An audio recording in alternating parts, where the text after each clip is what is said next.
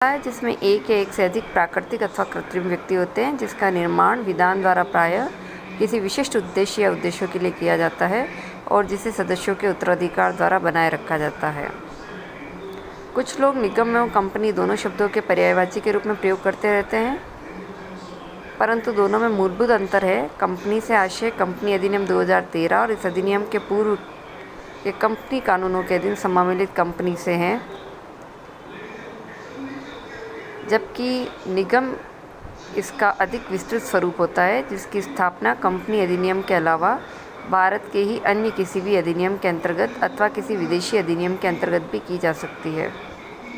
निगम शब्द कंपनी से अधिक विस्तृत होते हुए भी इसमें निम्न को शामिल नहीं किया जाता: सोसाइटी, रजिस्ट्रेशन एक्ट 1860 के अंतर्गत पंजीकृत सोसाइटी, सहकारी समितियों से संबंधित किसी भी अधिनियम के अंतर्गत पंजीकृत सहकारी समिति, सार्वजनिक ट्रस्टी, राष्ट्रपति, राज्यपाल एवं मंत्री आदि वैधानिक व्यक्ति, अन्य कोई भी संगठन जो कंपनी अधिनियम के अंतर्गत न आता हो तथा केंद्र सरकार ने किसी गजट में अधिसूचना जारी कर निगम की श्रेणी में उसे नहीं माना हो।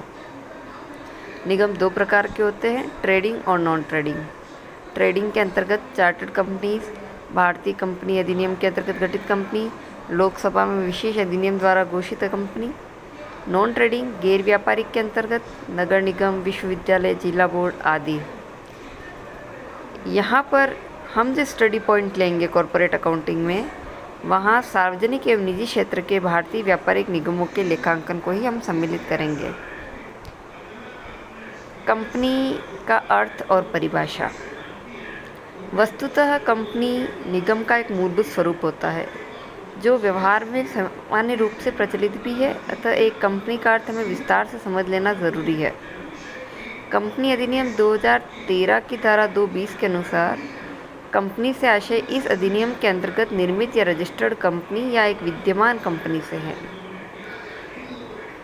विद्यमान कंपनी से अर्थ ये हुआ कि पूर्व में कोई भी अधिनियम जिसके अंतर्गत कंपनी बनी हो, 1866 से पूर्व का कंपनी लो, कंपनी अधिनियम 1866, कंपनी अधिनियम 1882, कंपनी अधिनियम 1913, अध्यादेश 1942। उपयुक्त अधिनियमों या अध्यादेशों के समकक्ष कोई भी अधिनियम जो पार्ट बी राज्य में मिले हुए क्षेत्रों में कंपनी अधिनियम 1913 लागू होने से पहले रहा हो, कंपनी अधिनियम 1956 ETC। न्यायाधीश जेम्स के शब्दों में कंपनी का आशय किसी सामान्य उद्देश्य के लिए निर्मित व्यक्तियों के एक संघ से है। मार्शल कहते हैं, कंपनी एक अदृश्य, अमूर्त एवं कृत्रिम व्यक्ति है जिसका अस्तित्व सार्वजनिक होता है।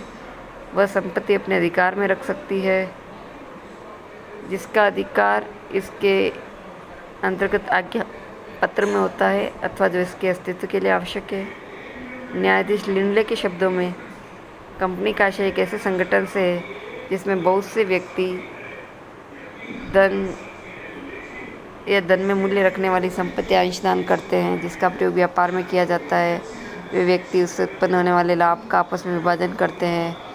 कंपनी की पूंजी निर्धारित मूल्य के हस्तांतरणशील अंशों में विभक्त होती है।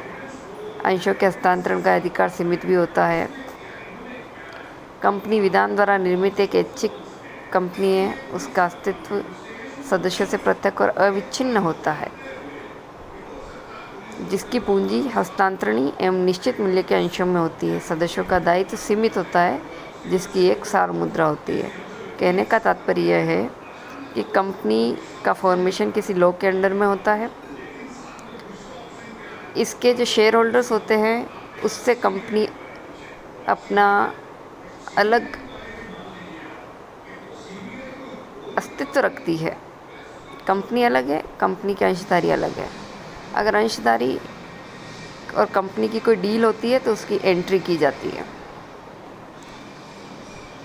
कंपनी की पूंजी अंशों में विभाजित होती है। जैसे एक कंपनी की पूंजी 1 करोड़ रुपया है और एक अंश 1000 रुपये का है। किसी अंशधारी ने 10 अंश खरीद रखे हैं तो उसका दायित्व 10,000 रुपये तक सीमित हो जाएगा। कंपनी की एक कॉमन सील होती है, एक सार्वमुद्रा या छाप जिसे हम कह सकते हैं। कंपनी की कॉमन सील के तहत कंपनी काम करती है क्योंकि वह अपने सदस्यों से अलग है। कंपनी की विशेषताएं: एक आर्टिफिशियल पर्सन है, उसका पार्षद सीमा नियम होते हैं, पार्षद अंतर नियम होते हैं, पृथक अस्तित्व होता है, सीमित दायित्व होता है, अंशों के अंकित मूल्य तक होता है, निरंतर जीवन है। अगर अंशधारी की मृत्यु हो जाती है तो भी कंपनी ख़त्म नहीं होगी, समाप्त नहीं होगी, कंपनी चलती रहेगी। अंशधारी बदलते रहते हैं पर कंपनी का अस्तित्व प्रभावित नहीं होता है। कॉमन सील होती है क्योंकि कंपनी विधान द्वारा निर्मित एक कृत्रिम व्यक्ति है, यह वैधानिक रूप से अपनी सार्वभौमुद्रा के द्वारा ही कार्य करती है। कोई भी निर्णय कंपनी का निर्णय तभी कहा जा सकेगा जब उस पर कंपनी की सील होती है, छाप होती है। कंपनी की पृथक दिखाने के लिए अपने अस्तित्व को स्थिर और सुरक्षित रखने के लिए सार्वभौमुद्रा का होना आवश्यक है। कंपनी का प्रबंध प्रजातांत्रिक आधार पर होता है। कंपनी अपने नाम से दूसरे व्यक्तियों पर अभियोग चला सकती है। बाहरी पक्षकार भी कंपनी के ऊपर अभियोग चला सकते हैं। कंपनी के कार्यों का संचालन स्वामियों के हाथ में नहीं होता, इसलिए कंपनी के लेखे रखने, अंतिम लेखे प्रकाशित कराने तथा अनिवार्य अंकेक्षण कराने के संबंध में कंपनी अधिनियम में कठोर प्रावधान सम्मिलित है। ये टैक्स, ऑडिट, अकाउंट्स, ये सब कंपनियों को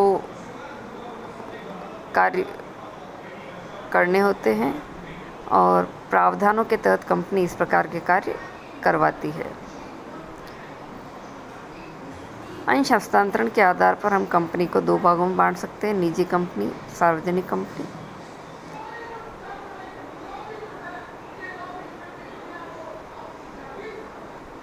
थैंक यू।